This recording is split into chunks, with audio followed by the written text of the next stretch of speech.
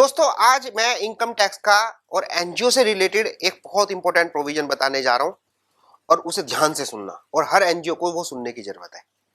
दोस्तों नॉर्मली आप एनजीओ में जब डोनेशन रिसीव करते हैं तो उसके एक्सपेंडिचर करते हैं, उस डोनेशन को खर्च कर देते हैं, चाहे आपको ग्रांट मिली हो, डोनेशन मिला हो, स्पॉन्सरशिप मिली हो या सीएसआर फंड मिला हो, कहीं का भी उस पैसों को आप अलग अलग खर्चों में ऑब्जेक्टिव को अचीव करने के लिए उसको खर्चा कर देते हैं।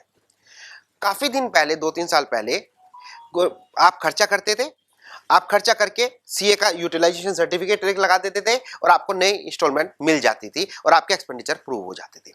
दोस्तों करंट में जिससे कि ये जो फंड है ये मैनिपुलेट ना हो, फंड का यूटिलाइजेशन प्रॉपर हो, गवर्नमेंट ने, इनकम टैक्स डिपार्टमेंट ने एक अच्छा प्रोविजन लेके आई है कि जो भी आप खर्चा करोगे, है ना, आप कैश को अवॉइड कीजिए, कैश के पेमेंट को अवॉइड कीजिए।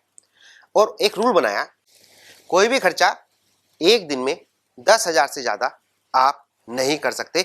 ये बहुत अच्छा सेक्शन बनाया। और 10,000 का पता क्या मतलब है? 10,000 का मतलब है कि एक दिन में एक एक्सपेंडिचर पे एक व्यक्ति को आप 10,000 से ज्यादा नहीं दे सकते।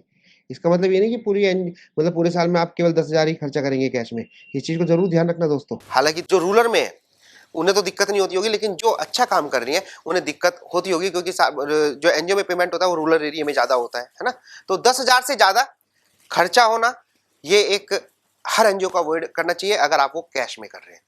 हालांकि मैं तो ये कहता हूं कि हर पेमेंट आप चेक से कीजिएगा, रिकॉर्ड भी अच्छा रहेगा, गवर्नमेंट भी खुश होगी। गवर्नमेंट हमेशा ऑनलाइन पेमेंट को प्रेफर करती है जिससे कैश में मैनिपुलेशन ना हो सके।